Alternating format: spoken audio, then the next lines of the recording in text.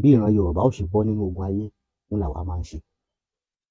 Ẹ wo ewé tó wà lẹ̀ yìí dáadáa. Panṣánṣán ni Yorùbá máa ń pè é. Ibi omi bá wà ló sábà máa ń dúró sí. Ewé yìí mọ̀ wúlò fún wọn. Ká sọ pé ó ṣèṣì jẹ poison èyíkéyìí. Tó bá rẹ́ni tó ṣèṣì jẹ poison èyíkéyìí, ìwọ ni mo fẹ́ fún láǹfààní yìí. Tàbí ẹnìkan ṣèṣì jẹ poison lẹ́gbẹ̀ẹ́ rẹ ní wọ́n ń sáré ká kẹ́ tó gbé lọ ilé ìwòsàn kẹ́ tó máa ronú kí lẹ fẹ́ lò. Ẹ kọ́kọ́ wá ewé yìí ná. Ṣé rí tẹ́ bá ti rí ewé yìí, ohun tẹ́ kàn ṣe ni pé ẹ já. Ẹ má bínú pàwọn lè já púpọ̀ tó rà fẹ́ kó ṣòfò. Ẹ já ewé yìí. Tẹ́ bá ti já ewé yìí ẹ ṣọ́nù. Ẹ gún ṣùṣù, ẹ rí bọ ẹni náà lọ́fun.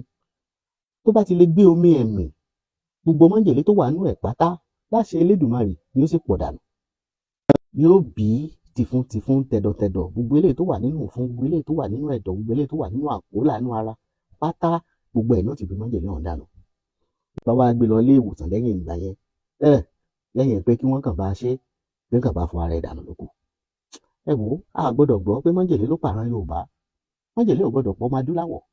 Ìdí ni pé wọ́n kọ́ wa léwé, wọ́n tẹ̀ wá légbò, a mọ̀ ọ́n, ó sì dá wa lójú. Ilé Ifẹ̀ The Oilfem Herbal Ventures, jọ̀wọ́ dákun abẹ́ ọ́ ni, àwa la gbé ètò yìí kalẹ̀ kẹ́ lè bá jàǹfààní. Bó ṣe ń jàǹfààní ẹ̀ jẹ́ lómi náà jàǹfààní látara ẹ̀. Bá a ṣíà prógrámù yìí, bó ṣe ń ṣíà rẹ̀ ayọ̀ ló máa kún, ayé rẹ̀ ò ní polúkú mọ́sù. Bá a kọ́mẹ̀ǹtì sísàlẹ̀ rẹ̀ tó bá ti lò tó bá ti jẹ́ bá a ṣe wí. Bá a ṣíà ẹ̀ káwọn míì lè rí kí wọ́n lè jàǹfààní láti inú ètò yìí. Agbára Elédùmarè, ire ayọ̀, owó ọmọ àlàáfíà yóò sì máa bọ̀ gbé. Tá bá sọ pé o fẹ́ pè wá, o fẹ́ bá wa sọ̀rọ̀ kan, pè wá sórí nọ́mbà yìí 090 65 63 61 84. Ìlú Ọ̀kínì la wà lóṣogbo.